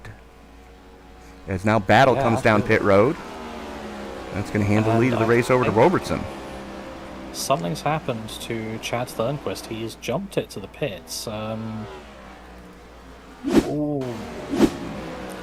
I noticed that he didn't have a good stopping position. Could it have been that he'd run out of fuel? Yes, that's he wasn't in the exactly correct place? That's exactly what I'm hearing. He ran out of fuel and overshot his pit stall. Yeah, I was keeping track of that, and he was into the pit stall in front of him and right by the inside wall. So unfortunately, a bit of tow time for him, as that's going to put him a few laps down, definitely. Yeah, unfortunately. I mean, it used to be a 10-second tow from there, but iRacing has changed that algorithm recently, and now it's a regular tow. As now your leader, Robertson, going to come pit side this time. So your leader is in. There is Brian Treadwell, who looks like he is coming in as well. Yes, he is. So we are seeing what should be the money stop for everybody. Zimmer now brings it pit side. There is your new race leader, Marcus Hagman, as he now inherits the lead back. And you can see the distance between him and Colin Forrester, as Forrester has his rearview mirrors right now filled with AJ Green. Yeah, absolutely. So Marcus Hagman getting an absolutely lovely overcut. 6 seconds to the good. Yeah, that 6-second gap is going to be pretty difficult to overcome, and these guys are going to have to work together very, very well to make that up. There's definitely still time with 19 laps, as if you're bumping down the straights, you can get there. In fact, they are definitely pulling some time, so... and they're going to need to work together to reel in Hagman. Yeah. As you can see the battle box there on the bottom right of your screen. That's the numbers on the far right are the delta, the distance between Hagman, Forrester, Green, Duff, and Brostrom, as we're following Forrester. But then you also see the distance that Hagman has to try to reel in Johnny Castle and Colin Zimmer.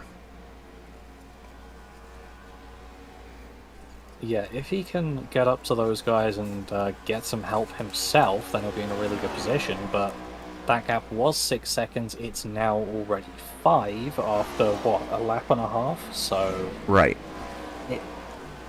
It feels like this is going to come down as Forrester and AJ Green choosing not to battle, which is exactly what they should be doing. These two are smart guys. They know what to do. They absolutely are, and the fact that they're not battling with each other, they're just trying to help with the draft. And the thing is, Green is falling off from Forrester just a little bit, Looks like he had a little bit of trouble navigating the turn 3 complex there, as now he's back up towards Forrester. And down the long pond straight they come, as the gap is now down to 4.25 seconds. They are steadily reeling in Marcus Hagman, and they're maintaining a decent distance to behind them, which is the battle for fourth between Adam Duff and Linus Brostrom. As a matter of fact, they're starting to pull a gap on Duff and Brostrom. Yeah, that just shows you how well these two are doing together. I mean, I haven't seen any bumping between Green and Forrester, but I guess that help with Green being so close behind Forrester still helping out with the aero at the back of the car and taking some air off. And yeah, they're definitely catching. They very much are, as the gap to Hagman is down to 3 seconds. Now it's under 3. Hagman's in trouble. He doesn't realize it yet, but he's in trouble. He's definitely being caught by these guys as they're running at least a second of a lap quicker. And that battle for battle for fourth, Duff and Brostrom are now going door to door. Why? Yeah, but who knows? But Hagman should be able to latch on to Forrester and Green when they get to him, as Duff and Brostrom really should be working together, but maybe Linus thinks he'll do better up in the front, and I don't know.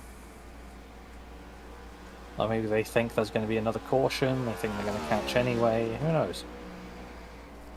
Well, we're following along with Marcus Hagman, as looks like Damian Mulvey and Gino Morrow going after each other down the Long Pond straightaway now. Here you see Mulvey in the 51 just stalking the 96 of Morrow.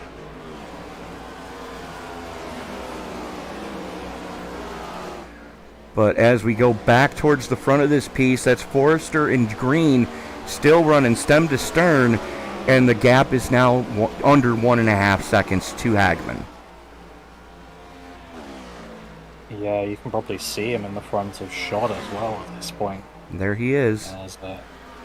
Yep, there he is. Look at him. There is that Bass Tracker Chevy Camaro number 3 of Hagman coming down the Long Pond straightaway. And I can promise you right now, as close as they are, Forrester and Green are getting a pull off of Hagman. And Hagman is still not close enough to Phillips to get a pull off of him. It'd be interesting to see, actually. I don't think it would be possible, but would Forrester and Green be able to get so much momentum that they could just shoot straight past Hagman? It depends on where and when they catch him. Yeah. If they catch him coming out of 3 like they are right now, on the next lap, if there's that much of a gap coming off of 3, Hagman's a sitting duck by the time he gets to 1. Yeah, and it might not even happen. It might not even happen on the front straightaway. They might have it going into the tunnel turn, as here comes Forrester to the inside of Hagman, going into the tunnel turn. And luckily for Hagman, Green is not close enough to be able to go through as well, so Hagman's going to be sitting in the middle of these two rather than at the back of them, so no freight train and leaving him in the dust, as it looks like Jalen Battle and Curtis Kelly are getting some good battles at the same time as Hagman and Green. That is your fight for 6th. Battle has it. Kelly wants it back, as now AJ Green throws it to the inside of Hagman going into 1. Russell's second away from him. Hagman now in the catbird seat as we are 12 to go currently. Forrester, Green, Hagman, Brostrom, and Duff, your top 5. Battle, Kelly, Morrow, Mulvey, and Robertson, rounding out your top 10. As we got some battling going on back in the mid-pack, as that's James Bowles, Ricky Hudgens, and Jeff Weimer trading shots at each other.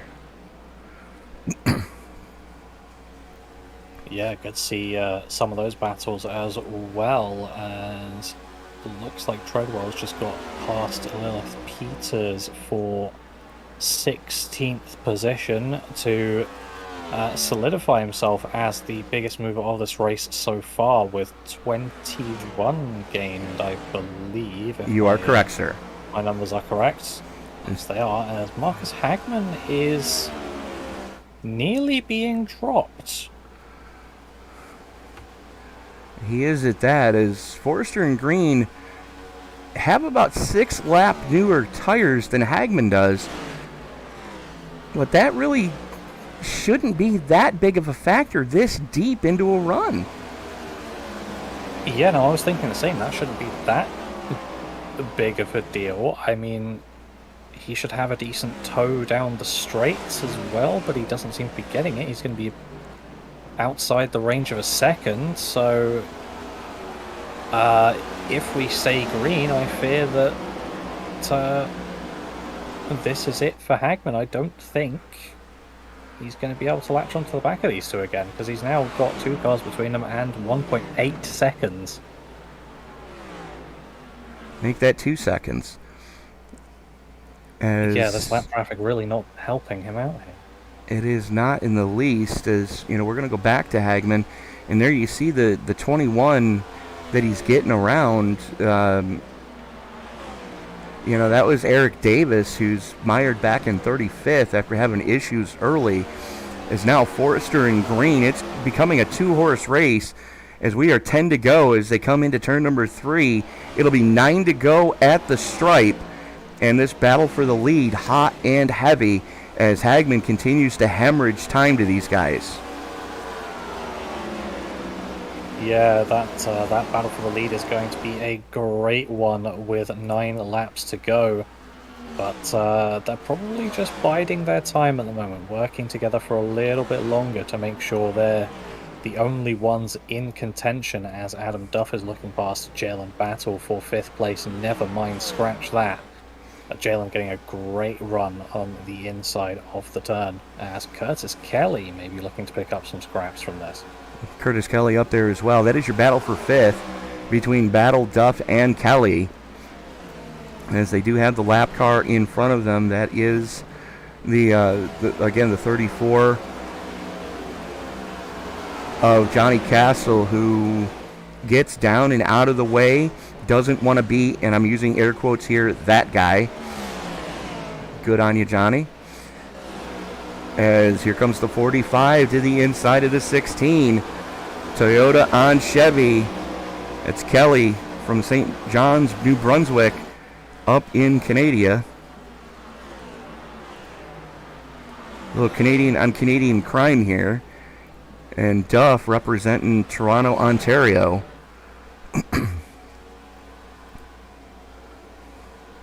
As we are currently sitting 8 to go. This is your battle for the lead. As Colin Forrester still leads AJ Green. Green has led some laps tonight. Forrester has led a handful of laps tonight.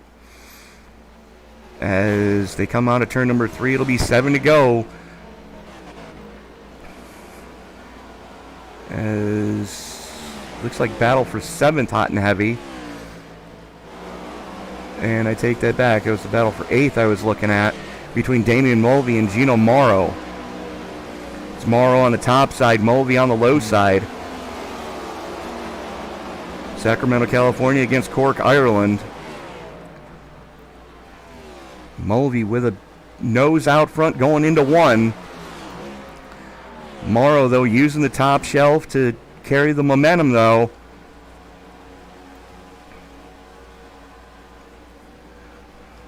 It's a decent head of steam for the 51. They're going to be once again side by side into 2. Nothing to separate them apart from the different lanes that they're in. The 51 going a bit wide there and having to get out the throttle to not hit the 96. That's going to allow the 14 to get alongside and maybe straight through into turn 3.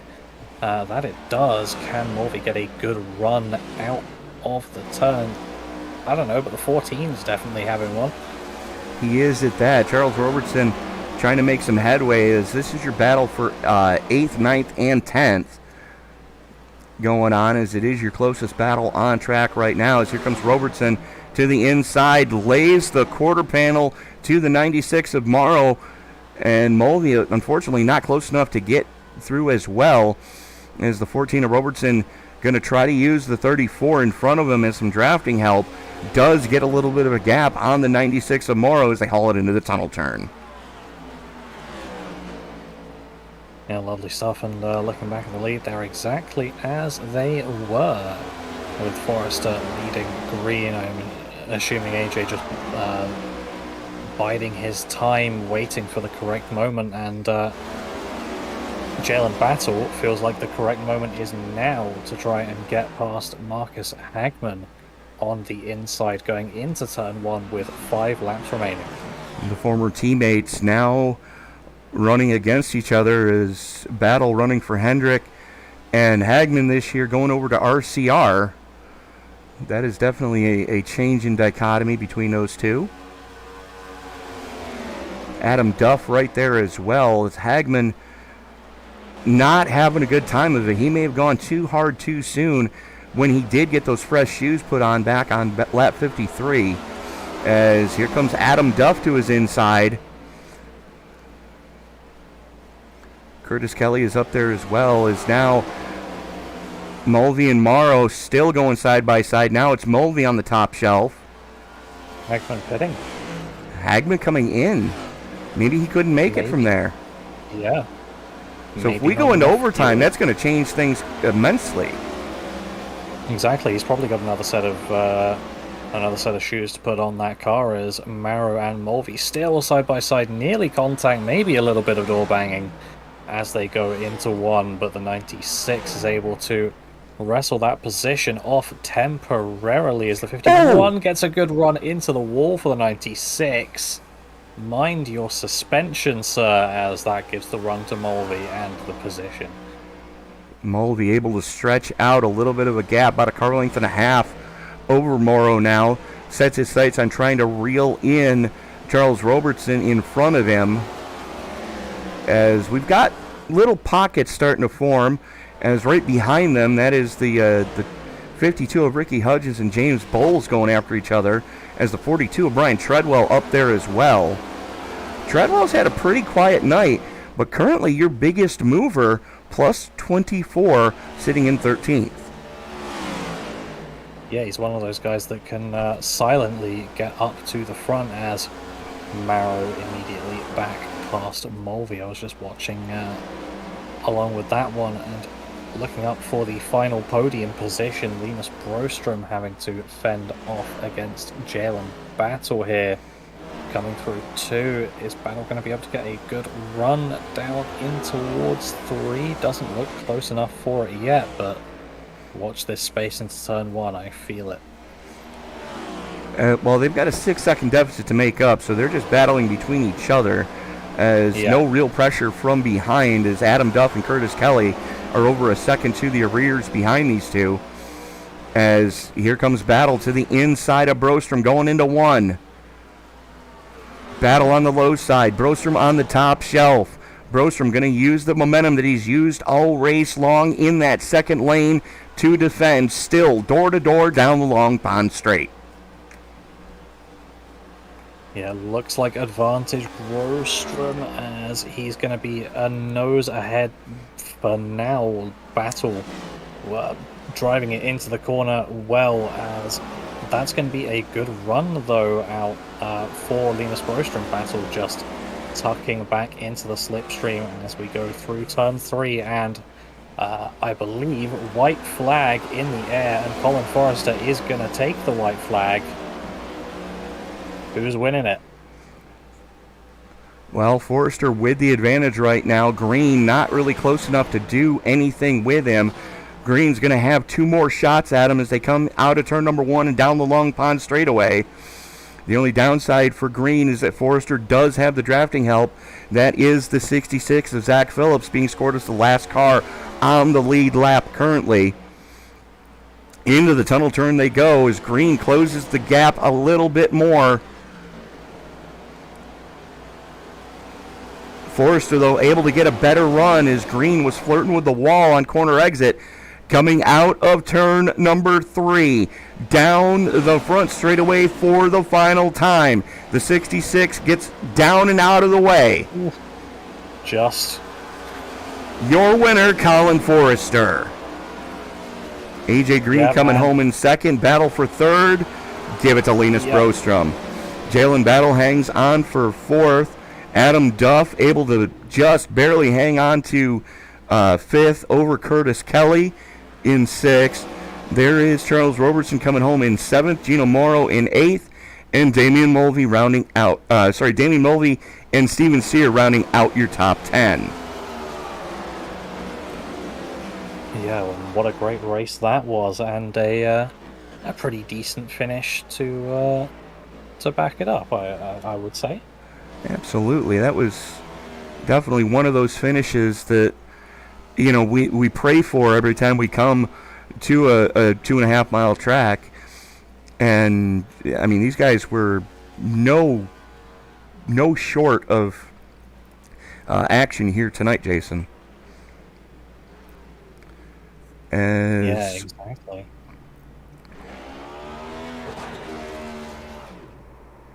As he starts to do his burnout, Jason, I believe you've got our race winner with you now. Yeah, absolutely. Colin Forrester, winner at Pocono in round 2 of the iSNF Cup Series. How does that feel to you? Oh, it definitely feels great after last week with that close finish there, just coming up short, but got it done here. Me and AJ were definitely fast all race, and just came down to honestly 30 air there at the end. Yeah, it was a great race overall as well. Just in general for us to watch, and definitely for you as a driver. Have you got a highlight from it? I mean, probably just coming from 19th there. I missed the box, and then with the clutch situation, couldn't get restarted there, and lost a bunch of spots. Started 19th, and no cautions on that green flag run, and worked my way back to the lead slowly. Yeah, it was a lovely recovery, and I believe that's going to put you firmly into the points lead with Francisco Villarreal not able to make it to this race. So it's definitely a good situation for you coming into the next race at Michigan. How are you feeling for that one? It'll be interesting. I don't know if I've ran these cars since the update at Michigan, so I'm sure it'll be tight, a lot of lifting, but I'm sure it'll be almost like a pack race too. So I don't really know what to expect there, but hopefully we can put the 1 or the 91 or 99 back in victory lane. Yeah, and I guess we will find out how that's going to go next week. Is there anyone you'd like to thank before we let you go off to celebrate? Shout out to my teammates, AJ, finishing P2 there, Mike, I'm not sure what troubles he was having. I see he finished. He hit the end of the pit wall.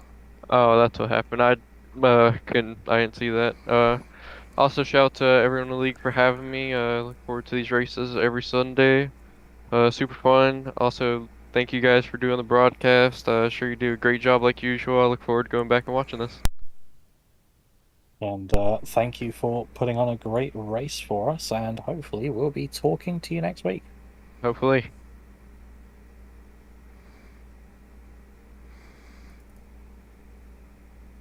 So that was our race winner. And if I can get my things to work right here. Joining us now is the man who came up just a tick short to Clemens, North Carolina. AJ Green, congratulations on a podium here at Pocono. Thank you. I don't like dirty air. I don't think anybody does, my friend. Dirty air was the only thing keeping me away from my teammate. Well, you guys were working stem to stern there for quite a while to both reel in and eventually pass Marcus Hagman. And I mean, when you guys got to him, you just made it look that easy. Was it the tire advantage, or was it the fact that you two were in the same team chat, able to work together to get the drafting help? I think it was everything. The tires we pitted, I would say I think it was a couple laps before Marcus. So we had the 2-lap fresher tires to advantage. We were drafting off each other, and just the teamwork in general got us around him, and pretty much just stayed like that. Well, we did stay like that till the checkered. Absolutely. Well, we change gears a little bit and go to the Irish Hills of Michigan next. What are your thoughts going into that race next week? More dirty air, which is going to be not fun for everybody except the leader. A lot of drafting, side drafting. Basically, same thing as Pocono, just larger turns. All right. AJ, again, congratulations on a podium here at the Tricky Triangle. Who do you need to thank before we let you go celebrate with your team? Shout out to my team, Colin, Mike. Shout out to y'all for broadcasting, Maria for putting on the league, and shout out to my parents. Also, shout out to Curtis and Lance. All right. AJ Green, best of luck to you next week at Michigan. We'll let you go celebrate with your team now, sir. Thank you. And Jason, I believe you've got the man who salvaged a third-place finish with you now. Yeah, Linus, first race of the season for yourself and a third place. What are you thinking of that one? Well, I'm more surprised by the pole position, to be honest. But yeah, it's great to be back racing on ovals again, and quite like this car. Obviously, I was hoping to be up racing for the win, coming back for a race like this, but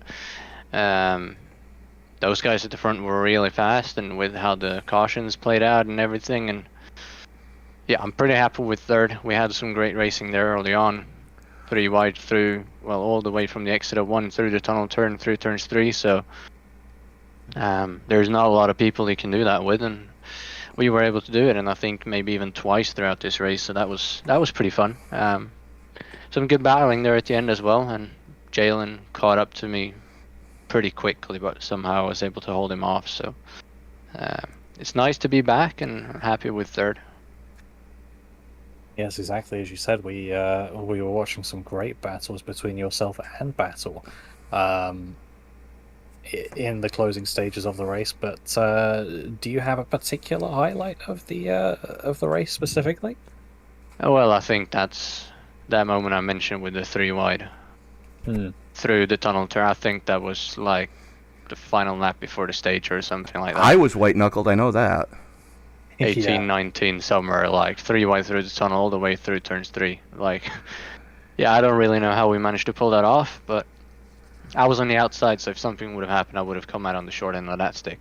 But other than that, just great racing all the way through, and those 2 guys there at the end, they just pulled in away too much. Obviously, I destroyed my right front. I haven't done much oval racing recently, and I need to get back into it, so yeah, Well, but it was fun.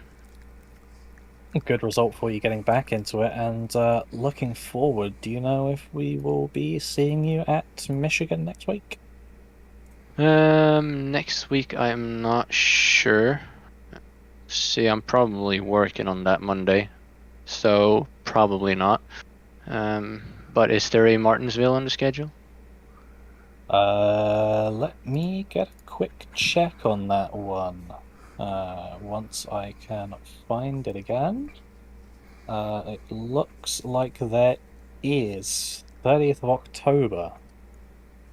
Oh, great. Do you know which So, bit of a October? wait. Is it late bit in of a wait. October or is it early? 30th. Actually, I've got it here, 30th October. Yeah, I should be good for that one. So expect to see me there. But before that, I should probably show up some points, so Yeah. whenever there is a Chevy open, I guess. Well, There's a we'll risk I'll see you show at up. some point, I guess. But before we let you go and celebrate the podium, is there anyone you'd like to thank? No, just the guys for putting this on and you guys for putting on the broadcast. Got something coming up myself on the same channel, so excited about that. And then to all the guys over at Force Esports, of course. And I believe you're Exactly, talking about the Thursday league we just picked up. That's correct. Looking forward to it, my friend. Looking forward to it. Yeah, it's gonna be a blast. All right. So, Linus Brostrom, congratulations on a podium here tonight, and looking forward to seeing you make sporadic starts throughout the rest of the season. Best of luck to you, and we will catch you on that first week of September on Thursdays.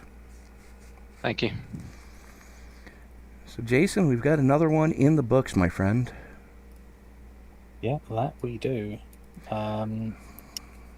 And it was a good one here at Pocono. I mean, I feel like I see Pocono, I think, good racing, and this was no different. Absolutely is just trying to get the... There they are.